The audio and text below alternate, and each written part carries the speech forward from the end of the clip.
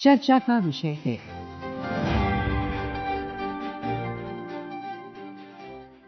ये आकाशवाणी है। चर्चा का विषय है कार्यक्रम में प्रस्तुत है साइबर धोखाधड़ी से निपटने और अवैध बैंक खातों पर रोकथाम से जुड़े सर्वोच्च न्यायालय के आदेश पर परिचर्चा। इसमें भाग ले रहे हैं आर्थिक विश्लेषक शरद कोहली और बैंकिंग विशेषज्ञ अश्विनी राणा। कार्यक्रम का संचालन कर रहे हैं आनंद श्रीवास्तव। जरा कल्पना कीजिए, एक पिता ने अपनी बेटी की पढ़ाई के लिए वर्षों तक पैसे जोड़े। एक बुजुर्ग दंपत्ति ने अपनी पूरी जिंदगी की बचत बैंक में सुरक्षित समझकर रखी। एक युवा ने अपनी पहली नौकरी की पहली तनख्वाह खाते में आते ही अपने सपनों की शुरुआत की। लेकिन सिर्फ एक फोन कॉल, सिर्फ एक क्लिक और कुछ ही सेकंड में सपने भी गायब और बैंक बैलेंस भी। आज अपराधी आपके घर का ताला नहीं तोड़ते, वे आपके भरोसे को तोड़ते हैं। वे आपकी जेब नहीं काटते, वे आपकी पहचान, आपका बैंक खाता और आपकी मेहनत की कमाई चुरा लेते हैं।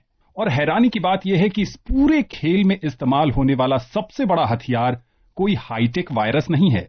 उस तिजोरी का नाम है म्यूल अकाउंट्स, यानी वो कठपुतली बैंक खाते जिन्हें कभी बेकसूर लोगों के भोलेपन का फायदा उठाकर तो कभी चंद रुपयों के लालच में किराए पर लेकर इस्तेमाल किया जाता है। लेकिन अब इस काले कारोबार पर नकेल कसने के लिए देश की सबसे बड़ी अदालत उच्चतम न्यायालय ने रिजर्व बैंक ऑफ इंडिया को एक एसओपी बनाने का निर्देश दिया है, जो इन म्यूल अकाउंट सहित साइबर फ्रॉड को रोकने में कारगर साबित हों। लेकिन सवाल सिर्फ इतना नहीं है कि एसओपी कैसी होगी। सवाल यह है कि क्या हम अनजाने में किसी साइबर गैंग का हिस्सा तो नहीं बन रहे? क्या सिर्फ एक गलती हमारी पूरी जिंदगी की कमाई छीन सकती है? इन्हीं सवालों का जवाब तलाशेंगे आज के कार्यक्रम में। आज हमारे साथ जुड़े हैं दो बेहद खास मेहमान, अर्थशास्त्री और वित्तीय मामलों के विशेषज्ञ शरद कोहली और बैंकिंग विशेषज्ञ अश्विनी कुमार राणा जी। आप दोनों का कार्यक्रम में बहुत बहुत स्वागत है। बहुत बहुत धन्यवाद आनंद। आकाशवाणी के सभी श्रोताओं को मेरा अभिवादन। जी नमस्कार।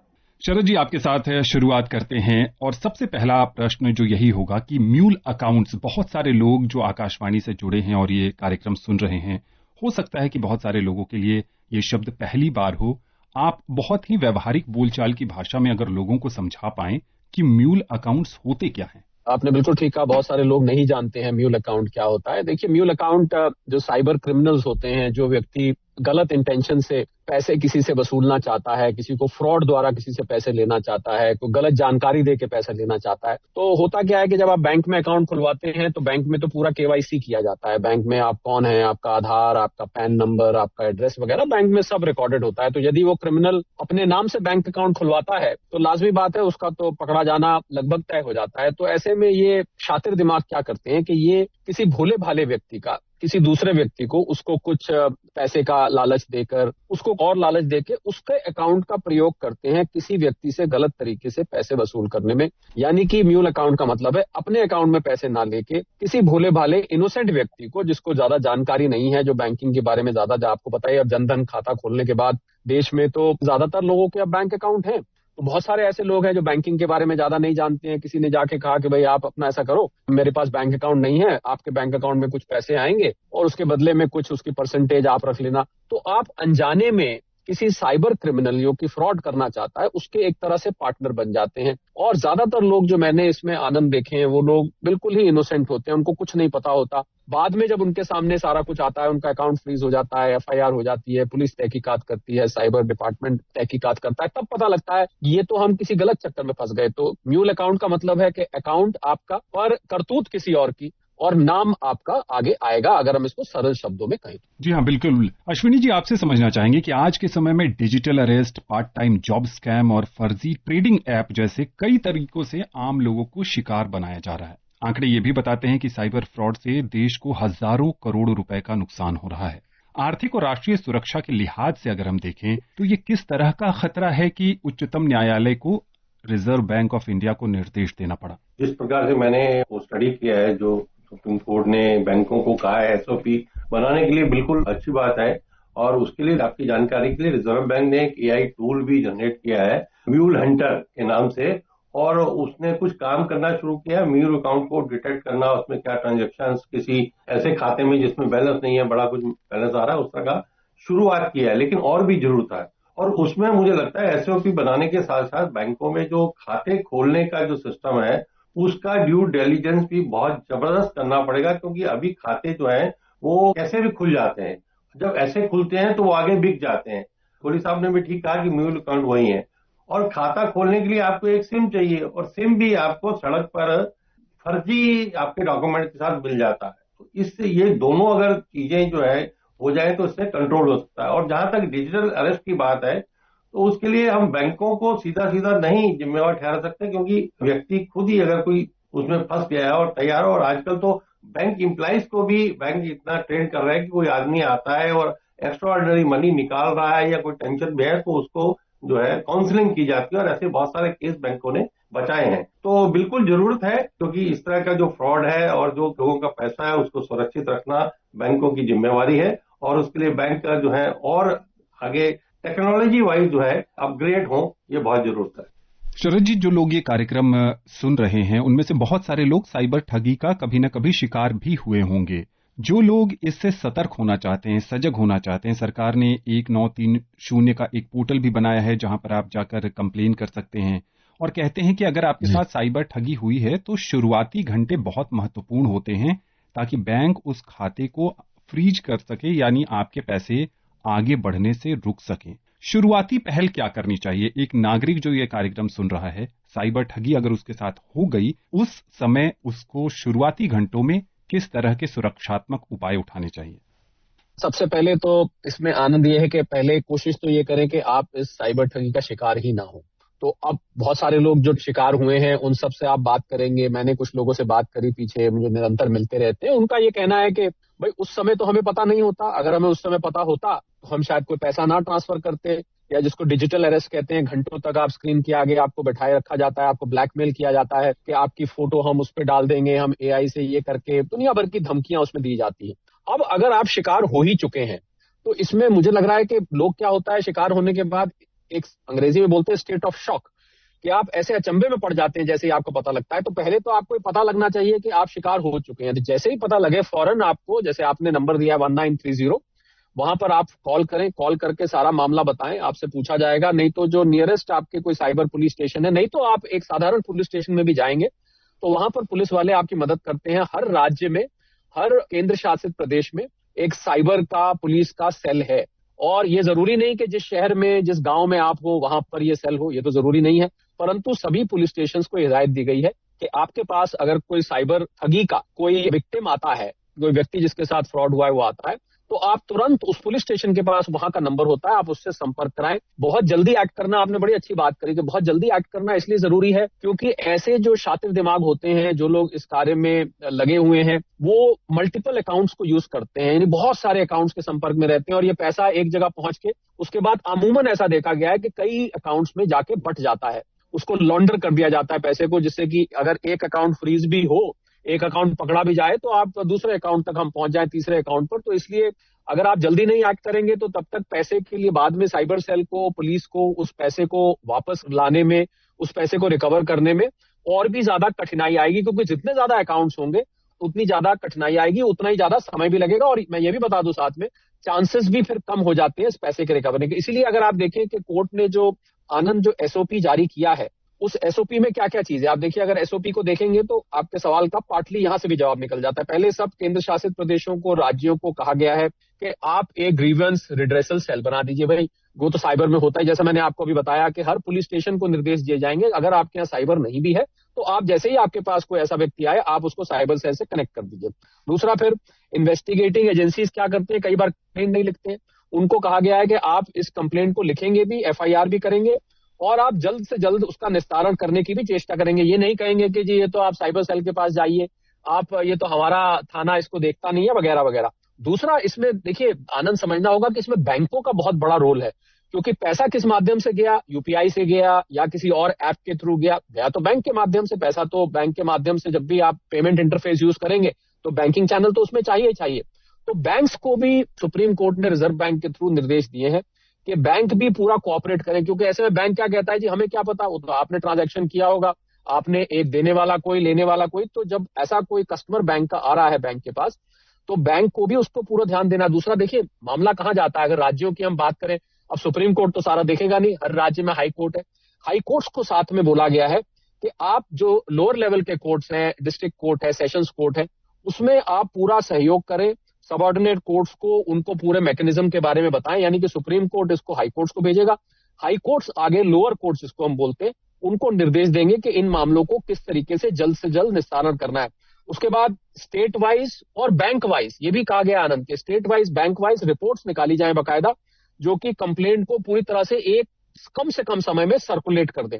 और इंटर डिपार्टमेंटल कमेटी जो कि बैंक को कंसल्ट करती है उसको भी एक्टिवेट किया गया, जिससे जो बीच में जो इंटरमीडिएट, क्योंकि देखिए होता क्या है, जितने भी साइबर क्रिमिनल्स हैं और जो लोग इसके पीड़ित हैं, उन्होंने एक शिकायत करी कि जी हमें एक जगह से दूसरी जगह से तीसरी जगह, वो कहता है बैंक करेगा, बैंक कहता है नहीं इंटरमीडिएट करेगी, इंटरमीडिएट कहता है ऐप वाला करेगा, ऐप वाला कहता है पुलिस स्टेशन करेगा। तो ये जो लंबी चेन है, इन सबकी एक कोऑर्डिनेशन कमेटी बननी चाहिए, क्योंकि ऐसा व्यक्ति एक फेसलेस क्रिमिनल है आपके सामने, आपको उसका चेहरा नहीं मालूम है। तो आपको जब तक सारे के सारे विभाग एक साथ कोऑर्डिनेटेड वे में संयुक्त तरीके से काम नहीं करेंगे, यूनिफाइड तरीके से काम नहीं करेंगे, तो ये इस क्रिमिनल को पकड़ा नहीं जा सकता। तो ये एसओपी जो मैंने बताया, इस एसओपी के अंतर्गत एक स्कीम बनाई गई है, एक मुहिम लाई गई है कि चौतरफा उसको घेरा जाए कि ऐसा व्यक्ति बच के निकल ना पाए। आनंद जी, अश्विनी जी, आपसे थोड़ा ये समझने की कोशिश करेंगे, शरद जी भी अपनी बात में उसका चर्चा कर रहे थे, जो 14C पोर्टल है या फिर E0 FIR है और न्यू मनी रिस्टोरेशन मॉड्यूल की जो चर्चा हो रही है, उससे पीड़ितों को कितनी तेजी से रिफंड मिल सकेगा? देखिए क्या है कि अभी ये मिलना चाहिए, ये बहुत अच्छी बात है, लेकिन निश्चित रूप से अभी जो भी उसका जो सिस्टम है, ढांचा है, वो बहुत अच्छा नहीं है, हम कह सकते हैं। कारण क्या है कि साइबर थानों में जो लोग डिप्यूटेड हैं, वो उस तरह से उन चीजों को निपटने के लिए उतने एक्सपर्टाइज नहीं है और वो उस तरह से व्यवहार भी नहीं करते, लेकिन अब वो कहा गया है तो वो बिल्कुल होना चाहिए। दूसरा मैं ये कह रहा हूँ कि जो रिजर्व बैंक एक एफर्ट्स कर रहा था वो अभी तक हो जाए तो इसमें और लोगों को लाभ मिल सकता है कि जो एक डिले, 1 घंटे के डिले पेमेंट जो है का जो प्रस्ताव रिजर्व बैंक का था कि अगर 10,000 से ज्यादा की पेमेंट यूपीआई से हो रही है तो वो आप 1 घंटे के बाद जो है वो ऑपरेटिव हो, मतलब आपने पैसा डाल दिया लेकिन वो 1 घंटे के बाद उसके बीच में कभी आप रोक सकते हैं। तो बड़े अमाउंट के लिए, ट्रांजैक्शन के लिए अगर इस प्रकार का जो सिस्टम आ जाता है तो उससे जो एक आदमी फंस गया है और उसको मुश्किल में और उसको समझ आता है तो वो उसको रोक सकता है। तो इसलिए अभी रिजर्व बैंक भी अपने तरीके से काम कर रहा है, लेकिन क्या होता है ना कि सुप्रीम कोर्ट निर्देश दे सकता है, लेकिन नीचे धरातल पर उतरने के लिए निश्चित रूप से बैंकों को, एक्सपर्ट्स को, रिजर्व बैंक को, इन सबको जो है मिलके, और साइबर एक्सपर्ट्स जो लोग हैं वो थानों में भी वैसी पुलिस, ताकि और उसके कारण से ये निपटारा, नहीं तो हम नई नई चीजें 1930 है, आप फोन करेंगे तो आपको निश्चित रूप से वहां पर रिप्लाई मिला है, वो ऑल इंडिया एक लाइन है, लेकिन कई बार देखने में आता है कि वहां पर रिस्पांस जो है, जो वहां पुलिस है उसका उतना लोगों को नहीं होता, तो लोग एकदम से वो हो जाते हैं। और उसके साथ साथ लोग अगर 1930 के साथ साथ अपने बैंक को भी इमीडिएट कांटेक्ट करते हैं, बात करते हैं, तो वहां पर भी अपनी ट्रांजैक्शन को फर्दर वो रोक सकते हैं। और बैंक अगर कोशिश करता है तो जहां वो पैसा गया है उसको भी आगे रोका जा सकता है। ऐसा सिस्टम डेवलप होना चाहिए, अभी वो है, लेकिन और फास्ट अगर होता है तो लोगों को उसका लाभ हो सकता है। शरद जी, साइबर फ्रॉड का पैसा केवल भारत के भीतर नहीं घूमता, जैसा आप भी बता रहे थे, बल्कि ये म्यूल अकाउंट से होते हुए crypto currency, peer to peer exchanges और हवाला नेटवर्क के जरिए साउथ ईस्ट एशिया या फिर यूरोप के कई देशों में डाइवर्ट कर दिया जाता है। एक अर्थशास्त्री के नाते भारत के विदेशी मुद्रा भंडार और फॉरेन डायरेक्ट इन्वेस्टमेंट यानी एफडीआई के भरोसे पर इस इंटरनेशनल मनी ट्रेल और कैपिटल ड्रेन का क्या आप दूरगामी आर्थिक प्रभाव देख रहे हैं? देखिए, आपने जो बात कही पहले, उसमें हमें समझना होगा कि भारत में अगर रुपए में पैसा आपका कलेक्ट हुआ है तो उसको अगर आपको विदेश भेजना है तो अनटिल एंड अनलेस कि उस देश के साथ हम रुपी और उसकी करेंसी में एक एग्रीमेंट नहीं हुआ है तो आप रुपी में तो भेज नहीं पाएंगे उसको। ये जनरली जो आप कह रहे हैं वहां होता है जहां पर आपका कोई क्रिमिनल विदेशी है या आपसे विदेशी मुद्रा में कह रहा है कि आप डॉलर में पेमेंट कर दीजिए। उसके लिए डॉलर किसी आम आदमी को या कोई और करेंसी किसी आम आदमी को, यूरो है, पाउंड है, किसी आम आदमी के लिए ऐसे आसानी से लेना संभव नहीं है। उसके लिए बैंक में एक A2 फॉर्म होता है, आपको पर्पस बताना होता है, आप डॉलर क्यों इशू कराना चाहते हैं। और मैं जो जिस पे ज्यादा प्रकाश डालना चाह रहा था आनंद, आपकी इजाजत से, वो था कि अभी मैंने बहुत सारे लोगों से बात करी और कुछ लोग जो इसका शिकार हुए थे, जिनको दिक्कतें आई, जो पीछे शिकार हुए हैं, उन्होंने 3-4 कॉमन जो समस्याएं निकल के आई, जिसकी वजह से मुझे लगता है सुप्रीम कोर्ट को इसमें दखल देना पड़ा। सबसे पहली समस्या थी कि जब पुलिस स्टेशन जाके आप FIR कराते हैं, जब हम जल्दी करने की बात कर रहे हैं, तो FIR करने में डिले होती है, इसके बारे में मैंने अभी हल्का सा जिक्र भी किया। दूसरा होता है कि जैसे ही पता लगता है, अब मान लीजिए पता लग गया कि किस अकाउंट में पैसे गए हैं, तो तुरंत निर्देश दिए जाने चाहिए उस अकाउंट को फ्रीज करने के। अब ये तो म्यूल अकाउंट है, यानी कि ये अकाउंट तो किसी दूसरे व्यक्ति का है। अब उस व्यक्ति का, उसने किसी और के लिए ये काम किया, यानी किसी और को अपने अकाउंट को बेच दिया या अपने अकाउंट को किराए पे दे दिया या किसी लालच में आके किया, तो उस व्यक्ति का अकाउंट फ्रीज हो जाता है। अब उस व्यक्ति ने तो फ्रॉड किया नहीं है, वो तो शिकार हुआ है लालच का या शिकार हुआ है किसी और के चक्कर में। तो अब इसमें क्या है कि आपको जो कोऑर्डिनेशन है बैंक और पुलिस स्टेशन के बीच में, वो मुझे लगता है बहुत सुदृढ़ करने की जरूरत है, क्योंकि वो कोऑर्डिनेशन की कमी होने की वजह से पुलिस के इंस्ट्रक्शन आएंगे, बैंक तब फ्रीज करेगा, बिना उसके तो फ्रीज करेगा नहीं बैंक। तो इसमें स्पीड करने की जरूरत है। दूसरा, एक दफे अकाउंट फ्रीज हो गया तो उसको टाइमली हियरिंग्स करके अनफ्रीज करने की भी जरूरत है, क्योंकि हो सकता है उस व्यक्ति के पहले से मान लीजिए कुछ पैसे उस बैंक में पड़े हो। इसके अलावा ये व्यक्ति जो पैसे की ट्रांजैक्शन कर रहा है, जिसने उसको म्यूल अकाउंट बनाया है, वो व्यक्ति अपने पैसे यूज कर रहा है, पर उसके पैसे उसमें ऑलरेडी पड़े हुए हैं। अब उसका तो अकाउंट फ्रीज हो गया, तो उसके जो पैसे पड़े थे वो भी फ्रीज हो गया, या उसको कल को बैंक अकाउंट की जरूरत पड़ी तो उसका अकाउंट फ्रीज पड़ा है। तो मुझे लगता है टाइमली हियरिंग करके उसको डीफ्रीज करना भी जरूरी है। दूसरा, एक और जो सबसे बड़ी शिकायत मेरे सामने आई आनंद, जो लोगों से मैंने जब बात करी कि रिकवरी रेट बहुत कम है। मतलब जो फ्रॉड, मान लीजिए मैं मानता हूं 1 लाख रुपए का अगर फ्रॉड हुआ है कुल, मैं एक उदाहरण के तौर पर ले रहा हूं, तो 1 लाख रुपए में मान लीजिए 8 व्यक्ति शामिल हैं, 12,000 12,500 इतने लोगों के साथ फ्रॉड हुआ है, तो रिकवरी रेट बहुत पुअर है। उसमें से मात्र 5-10 हजार रुपए, 5%, 10% रिकवरी हो पाती है। और उस रिकवरी रेट कम होने का कारण जो मैंने आपको बताया कि लैक ऑफ कोऑर्डिनेशन है, क्योंकि कोऑर्डिनेशन विभिन्न है। अब एजेंसीज कौन सी, हम एक बार फिर से देख लेते हैं, हमारे श्रोताओं को सुननी बहुत जरूरी है। पुलिस स्टेशन हो गया, जहां पहले रिकॉर्ड करेंगे, जहां पहले रिपोर्ट करेंगे, 1930 पे कर रहे हैं तो वहां ठीक है। आप अपने नजदीक के पुलिस स्टेशन जा रहे हैं, वो आपको साइबर सेल से कनेक्ट करें वहां। बैंक दूसरी एजेंसी हो गई। दूसरा, जिस प्लेटफॉर्म से आप पेमेंट कर रहे हैं, कई दफे ऐसा होता है कुछ खरीद बेच लोग कर रहे होते हैं, आपको कोई सामान बेचने की कोशिश कर रहा है किसी कंपनी का नाम देके कि ये प्रोडक्ट बहुत बढ़िया है, आप पहले पेमेंट कर दीजिए, या कोई आप सर्विस ले रहे हैं तो किसी कंपनी का नाम लेके सर्विस की जा रही है, तो उस कंपनी को भी इन्फॉर्म करना बहुत जरूरी है। तो मुझे लग रहा है जितनी जानकारी काम आती है आनंद, उससे ज्यादा, अंग्रेजी में कहावत होती है prevention is better than cure.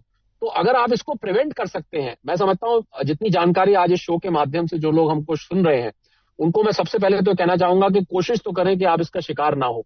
और जैसे जैसे साइबर फ्रॉड के बारे में आप अखबार में भी इश्तेहार आते हैं, आकाशवाणी इसको लगातार चलाता है कि आप साइबर फ्रॉड के शिकार ना हो, तो आपको चौकन्ना रहना है। मुझे लगता है लोगों का चौकन्नापन सबसे ज्यादा कारगर है, और अब हो गया है तो उसके बारे में हम चर्चा यहाँ पर कर ही रहे हैं। सबसे बड़ा सुप्रीम कोर्ट के इस निर्देश का फायदा आनंद जो मुझे नजर आता है कि ये एजेंसीज अभी भी काम कर रही हैं। ऐसा नहीं कि कोई नई एजेंसी को सुप्रीम कोर्ट ने लाने को बोला है, कोई नई एजेंसी नहीं, यहाँ एक कोऑर्डिनेशन कमेटी बन सकती है, परंतु इन एजेंसीज को आपस में तालमेल जो है उससे काफी हद तक ये रिकवरी 50-60% तक जा सकती है, अगर कोऑर्डिनेटेड वे में, यानी कि पूरे संगठित तरीके से ये सारी की सारी एजेंसीज काम करें।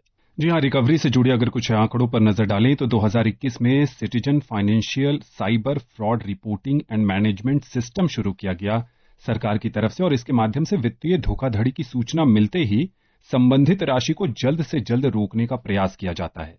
31 जनवरी 2026 तक इस व्यवस्था के माध्यम से 24,65,000 से अधिक शिकायतों में 8,690 करोड़ रुपए से अधिक की राशि बचाई जा चुकी है। लेकिन ये आंकड़े अभी भी बहुत कम हैं, जैसा कि शरद जी बता रहे हैं।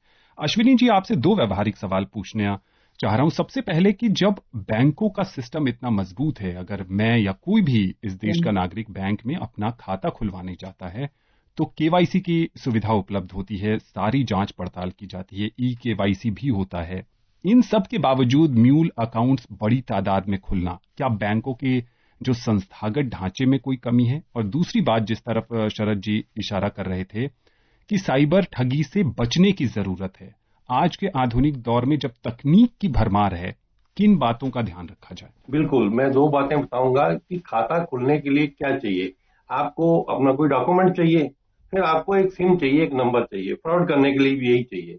सिम आपको पटरी पे मिल जाता है, जब तक उसको ड्यू डिलिजेंस के साथ, सख्ती के साथ वो नहीं इशू होगा, ये काम होते रहेंगे। दूसरा, खाता खोलने के लिए भी बैंकों पर इतना दबाव रहता है कि टारगेट्स पूरे करके आप इतने खाते खोलो, और फिर कई बार वो खाते प्राइवेट एजेंट्स के थ्रू खोल देते हैं। बीसी मॉडल है, यानी बिजनेस कॉरेस्पॉन्डेंट मॉडल है, उसमें ज्यादातर लोगों को वो गुमराह करके उनके खाता खोल लेते हैं और बाद में उनको बेचारों को पता ही नहीं लगता कि उनके नाम खाता खुल गया और खाता कहीं और भेज दिया जाता है। तो इसलिए मैं कह रहा हूं कि एक सिम इशू और खाता खोलना, ये बहुत ड्यू डिलिजेंस के साथ, सख्ती के साथ इसके ऊपर खुलने चाहिए। दूसरा, जहां आपने कहा कि बचने के लिए क्या होता है कि हम ट्रैप कहां होते हैं, हम लालच में ट्रैप होते हैं। सोशल मीडिया पर इतने तरह के प्रलोभन आते हैं कि हम फटाक से उसमें फंस जाते हैं और उसके अंदर हम फंस जाते हैं। डिजिटल अरेस्ट समझ सकते हैं कि आपके पास फोन आया, आपको उन्होंने वो किया, लेकिन यहां तो हम खुद ही फंस रहे हैं। जो सोशल मीडिया पर इतनी सारी ऐड आती हैं, हमें सोचना होगा कि ये हमें क्यों फ्री दे रहा है या हमें ये क्यों एक्स्ट्रा दे रहा है। मार्केट में इसका रेट ज्यादा है, ये हमें इतना सस्ता कैसे मिल रहा है। या किसी ने हमें रेस्टोरेंट में हम खाना खाने के अगले दिन फोन आ गया कि भाई आपको फ्री जो है एक और डिनर या ब्रेकफास्ट दे रहे हैं, तो वो क्यों, यानी वो अगर हम थोड़ा सा भी अपने दिमाग के इसको खोल के रखेंगे ना, तो मुझे लगता है हम उस ट्रैप में नहीं फंसेंगे। लेकिन हम आंख बंद करके सोशल मीडिया पर टक टक टक टक करते जाएंगे तो हम उनके ट्रैप में फंस जाएंगे।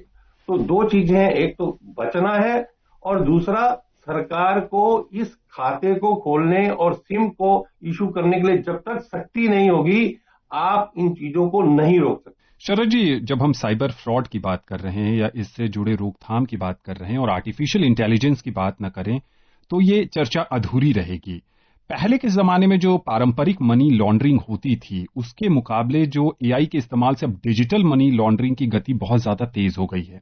एआई दोनों ही तरीकों में इस्तेमाल हो रहा है। पहले ही तो साइबर ठगी में और दूसरा उसके बचाव में भी हम इसका इस्तेमाल कर सकते हैं। इस पूरे परिदृश्य में दोनों तरफ से एआई की भूमिका को कैसे देख रहे हैं आप? देखिए, अगर हम एआई की भूमिका पहले उस तरफ से देखें कि क्या हम ठगी से बच सकते हैं, मुझे लगता है ज्यादा जरूरी वो है। तो एआई के अभी टूल्स आप बैंक तो लगा सकता है, पर एक किसी निजी व्यक्ति के लिए ये टूल लगाना कि ये असली है नकली है, क्योंकि एआई में भी आपके सामने जो शख्सियत आती है, क्योंकि फेसलेस काम होता है, ज्यादातर तो फेसलेस होता है, बहुत कठिन होगा। और इसमें मैं अभी जो अश्विनी ने बात कही, मैं आपकी इजाजत से उसमें जोड़ना चाहूंगा, ये आपके सवाल से भी बात जुड़ी हुई है। जब मैंने प्रिवेंशन की बात करी कि prevention is better than cure, यानी कि आप कोशिश करें कि आप इसमें फंसे ना। अब देखिए, हम म्यूल अकाउंट की बात कर रहे हैं। अब जिस व्यक्ति ने म्यूल अकाउंट खुलवाया है उसकी तो ड्यू डिलिजेंस पूरी है, उसने अपना आधार दिया है, उसने अपना पैन दिया है, उसके पास फोन नंबर भी, सिम कार्ड, जैसे अश्विनी पटरी वाले बता रहे थे, उसके पास पटरी वाला नहीं, उसने बाकायदा एक ऑथराइज्ड सेंटर से जाके सिम लिया है, परंतु अकाउंट खुलवा लिया।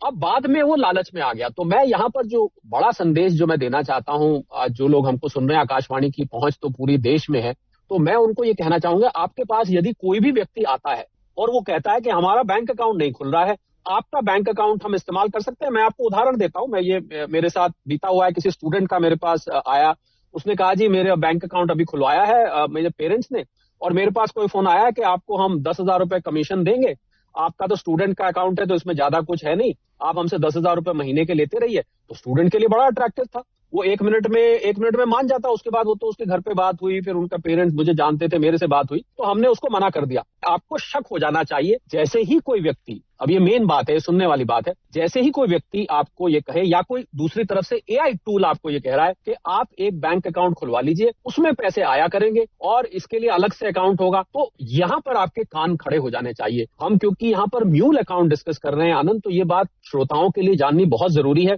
जिसने अकाउंट खुलवाया है वो इनोसेंट है, उसको उस समय जब अकाउंट खुलवाया था तब उसके सामने ऐसा कुछ नहीं था, बाद में उसने अपने अकाउंट को बेचा या किराए पे दिया। आपका अकाउंट ना तो किराए पे देने की चीज है, आपका अकाउंट ना बेचने की चीज है। आपके अकाउंट केवल आपके पैसे, आपके ट्रांजैक्शंस के लिए है, किसी भी थर्ड पार्टी को। ये तो वैसे भी कल को मान लीजिए साइबर फ्रॉड नहीं भी है, कोई व्यक्ति आपके अकाउंट में वैसे आपकी जानकारी से भी ट्रांजैक्शन कर रहा है, हो सकता है वो पैसे का सोर्स जो है वो क्रिमिनल हो। तो अगर क्रिमिनल होता है, तो अगर वो व्यक्ति कल को जेल जाता है तो आप तो उसके पार्टनर माने जाएंगे उसमें, जो कि अमूमन होता है। तो मुझे लगता है कि व्यक्ति को अपने बैंक अकाउंट को पहले तो किसी को एक्सेस नहीं देना चाहिए। कोई लालच दे आपको कि आपके हम इतने पैसे देंगे, आप अपना अकाउंट हमें इस्तेमाल करने दीजिए, कितने भी पैसे ऑफर करे, मुझे लगता है उस व्यक्ति को, अनलेस कि वो आपका ब्लड रिलेटिव है, आपके घर का माता पिता है, भाई बहन है, तो अलग बात है, पर कोई भी अनजान व्यक्ति अगर आपको कर रहा है, अनजान क्या मैं कहता हूं, अगर दूर की जान पहचान का भी है तो भी आपको नहीं करना चाहिए। आपके अकाउंट में किए गए हर जमा और हर विड्रॉल के लिए जिम्मेवार पूरी तरह से आप होंगे। कल को वो व्यक्ति अगर फंसता है तो आप उसके साथ फंसते हैं। You become a partner in crime, इसको हम अंग्रेजी में बोलते हैं। आप उसके साझीदार बन जाते हैं उस अवैध गतिविधि में। आनंद जी, इसी चर्चा को थोड़ा आगे बढ़ाते हैं अश्विनी। बहुत सारे लोग ऐसे भी होंगे जिनके खातों का गलत इस्तेमाल इस समय हो रहा होगा। जब से सुप्रीम कोर्ट ने ये आरबीआई को एसओपी बनाने को कहा है और उनको अगर बहुत बाद में पता चला कि उनका अकाउंट एक तरीके से म्यूल अकाउंट है या उस अकाउंट का इस्तेमाल गलत तरीके से हो रहा है, अब वो चाहते हैं कि वो बैंक को बताएं या पुलिस में जाकर बताएं, लेकिन उनके मन में झिझक है कि ऐसा करने से वो भी उस जांच के दायरे में आ जाएंगे और उन पर भी कार्रवाई हो सकती है। ऐसे लोगों को क्या करना चाहिए? नहीं, बिल्कुल। आपके खाते में कोई पैसा आया है और आपको पता है कि ये सोर्स इसका जो है मेरे लिए नहीं है, ये मनी ना मेरे किसी फ्रेंड ने, रिलेटिव ने, किसी ने भी ट्रांसफर नहीं किया, ना मेरी पेंशन है, सैलरी है, कोई डिविडेंड नहीं आया, तो उसको ना तो उस व्यक्ति द्वारा फोन करने पर वापस करना चाहिए और उसको कहना चाहिए आप अपने बैंक के थ्रू ही इसको जो है रिवर्स करवाएं और अपने बैंक को बता देना चाहिए कि this money doesn't belongs to me, तो आप इसको जो है अपना वो कर लीजिए। क्योंकि बाद में जब वो, जैसे कोहली जी कह रहे थे कि जब वो इन्वेस्टिगेशन होगी और वो मनी जो उस ट्रेल में थी वो आपके अकाउंट में आई है, तो आपका अकाउंट भी सीज हो जाएगा। तो उससे बचने के लिए पहले ही आपको वो करना चाहिए। और ऐसे केस में जहां आपकी गलती नहीं है, आपके खाते में पैसा कोई डाल दिया गया है, और उसके लिए भी कोर्ट ने पहले भी कहा है, बार बार कहता है कि जितना वो ट्रांजैक्शन आई है उस खाते को ही फ्रीज बैंक करे, बाकी उसके खाते को ऊपर जो है वो फ्रीज ना लगाए, ताकि उसको मुश्किल ना हो। क्योंकि वो तो कल्प्रिट नहीं है, वो तो इनोसेंट है और किसी ने उसके खाते में डाला है। तो इसलिए अपने खाते को रेगुलर हम देखते रहें और जो हमने फोन नंबर दे रखा है उस पर भी देखते रहें कि मैसेज आ रहे हैं कि नहीं आ रहे। नहीं आ रहे तो हम बैंक से ध्यान रखें, क्योंकि कई बार जो इस तरह के लोग रहते हैं वो बैंक में मिलकर या कुछ भी करके जो है आपका मोबाइल नंबर जो वहां फीड है उसको भी चेंज करवा देते हैं, ताकि कोई ट्रांजेक्शन वो करते हैं तो आपको उसकी इंफॉर्मेशन ही नहीं मिलती। तो इसलिए सतर्क रहना भी बहुत जरूरी है, ताकि हम थोड़े थोड़े समय में अपनी चीजों को टटोलते रहें। शरद जी, कार्यक्रम में समय नहीं है। आकाशवाणी जन जागरूकता का एक बड़ा माध्यम है। साइबर ठगी से बचने के लिए आप लोगों को जागरूक रहने के लिए संक्षेप में क्या संदेश देंगे? बस मैं यही कहना चाहूंगा संक्षेप में कि ये जो म्यूल अकाउंट है ये इसी प्रकार से होता है कि एक जगह जैसे बैंक में रॉबरी होती है, बैंक को लूटा जाता है, उसके लिए जैसे कार इस्तेमाल की जाती है, तो बैंक को लूटने के लिए जैसे कार है, ऐसे ही म्यूल अकाउंट आपका समझ लीजिए लूटे जाने का एक साधन बन जाता है। सतर्क रहिए, चौकन्ना रहिए, यही सबसे बड़ा इसका सोल्यूशन है। और अगर हो भी जाए तो घबराइए नहीं, जो तरीके बताए गए हैं कार्यक्रम में उनको फॉलो करिए और आपका पैसा सरकार से, सुप्रीम कोर्ट के इस डायरेक्शन की वजह से और जो उसके अगेंस्ट एक्शन लिए जाएंगे अवश्य वापस आएगा। आज की चर्चा खत्म हो रही है, लेकिन साइबर अपराधियों की कोशिशें नहीं। वो न दिन देखते हैं, न रात, न उम्र, न पेशा। उन्हें फर्क नहीं पड़ता कि सामने एक छात्र है, किसान, सैनिक, व्यापारी या कोई बुजुर्ग। उन्हें सिर्फ एक चीज चाहिए, आपकी एक गलती। याद रखिए, दुनिया की सबसे मजबूत तिजोरी भी उस समय बेकार हो जाती है जब उसकी चाबी हम खुद किसी और को सौंप देते हैं। डिजिटल युग में हमारी सबसे बड़ी सुरक्षा सिर्फ पासवर्ड नहीं, जागरूकता है। आपकी सतर्कता ही आपकी सबसे बड़ी साइबर सुरक्षा है। आज अगर हम अपने बैंक खाते, अपने डेटा और अपनी डिजिटल पहचान की रक्षा करने सीख जाएं, तो न केवल अपनी मेहनत की कमाई बचाएंगे, बल्कि एक सुरक्षित, विश्वसनीय और सशक्त डिजिटल भारत के निर्माण में अपनी शानदार भूमिका भी निभाएंगे। शरद जी आपका और अश्विनी जी आपका इस चर्चा में भाग लेने के लिए और विशेषज्ञ राय आकाशवाणी के श्रोताओं के साथ साझा करने के लिए बहुत बहुत आभार। धन्यवाद। नमस्कार। अभी आप सुन रहे थे साइबर धोखाधड़ी से निपटने और अवैध बैंक खातों पर रोकथाम से जुड़े सर्वोच्च न्यायालय के आदेश पर परिचर्चा। इसमें भाग ले रहे थे आर्थिक विश्लेषक शरद कोहली और बैंकिंग विशेषज्ञ अश्विनी राणा। कार्यक्रम का संचालन कर रहे थे आनंद श्रीवास्तव। ये कार्यक्रम आकाशवाणी के समाचार सेवा प्रभाग द्वारा प्रस्तुत किया गया। इसे आप हमारे mobile app news on AIR और YouTube channel news on AIR official पर भी सुन सकते हैं। इस कार्यक्रम के संबंध में अपनी प्रतिक्रिया आप हमें ईमेल या व्हाट्सएप के माध्यम से भेज सकते हैं। ईमेल का पता है airnsdtalks@gmail.com और व्हाट्सएप नंबर है 9289094044।